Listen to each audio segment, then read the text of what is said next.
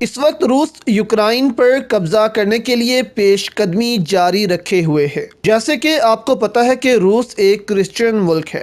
زیادہ تر روس میں آرتھوڈاکس عیسائی رہتے ہیں۔ ان میں دوسرے مذاہب کے خلاف نفرت بہت کم ہوتی ہے، جبکہ اگر ہم یورپ اور امریکہ میں دیکھیں تو زیادہ تر یہاں کیتھولک کرسچنز ہیں۔ کیتھولکس اور آرتھوڈاکس کی کبھی نہیں بنتی۔ آرتھوڈاکس کیتھولکس کو شیطان سمجھتے ہیں اور کیتھولکس آرتھوڈاکس کو شیطان سمجھتے ہیں۔ جبکہ اگر ہم برِ صغیر میں اپنے آس پاس کرسچنز کو دیکھیں تو یہ زیادہ تر آرتھوڈاکس عیسائی ہوتے ہیں۔ اب روس میں بھی ایک بڑی تعداد ہے مسلمانوں کی، اور جیسے روس کے صدر عمران خان کو پہلے ہی کہہ چکے ہیں کہ روس میں مسلمانوں سے کوئی نفرت نہیں اور نہ روس میں اسلاموفوبیا ہے۔ روس کے لوگ ہر مذہب کا احترام کرتے ہیں، جیسے کہ روسی صدر نے فرانس کے صدر کو بھی اس پر تنقید کا نشانہ بنایا تھا اور کہا تھا کہ کسی بھی مذہب پر تنقید کرنا آزادی اظہار رائے نہیں ہے، جس کے بعد عمران خان نے بھی روسی صدر سے بات کی اور ان کی تعریف کی۔ اب یہ تو ہیں ایک سائٹ کی باتیں، لیکن اب روس نے یوکرائن جنگ میں مدد مانگ لی ہے مسلم فورسز سے۔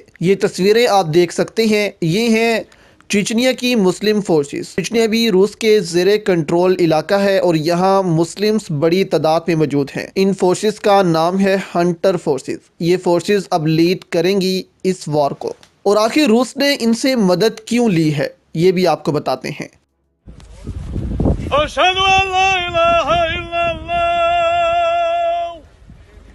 أشهد أن محمدا رسول الله۔ اس وقت ان مسلم فورسز کی جانب سے اذان دی گئی ہے جنگ سے قبل، اور نماز ادا کی گئی ہے کھلے میدان میں۔ آپ فلمز اور ڈراموں میں جو تاریخ پر بنے ہوئے ہیں ان میں ایسے دیکھا ہوگا کہ مسلم فورسز جنگ سے قبل ایسے ہی نماز پڑھتے اور فتح کے وقت اذان دیتے ہیں۔ طالبان کو بھی جب فتح ملی کابل میں تو انہوں نے نماز اور اذان دی تھی۔ اب یہ ہنٹر فورسز جا رہی ہیں یوکرائن میں، جہاں روس نے ان فورسز سے مدد لے کر ایک پیغام یہ بھی دیا ہے کہ اب جنگ میں جو آداب اسلام نے سکھائے ہیں ان پر عمل کیا جائے گا، یعنی کسی کے مال کو نقصان نہیں پہنچایا جائے گا، بچوں، بوڑھوں، عورتوں کا قتل عام نہیں کیا جائے گا، اور جو ہتھیار ڈال دے اس کی جان بخش دی جائے گی، اور قیدیوں کو قانون کے تحت رکھا جائے گا، اور فصلوں کو کوئی نقصان نہیں پہنچایا جائے گا۔ یہ وہ اسلامی قانون ہیں جس کے تحت مسلمز جنگ لڑتے ہیں، اور اسلام نے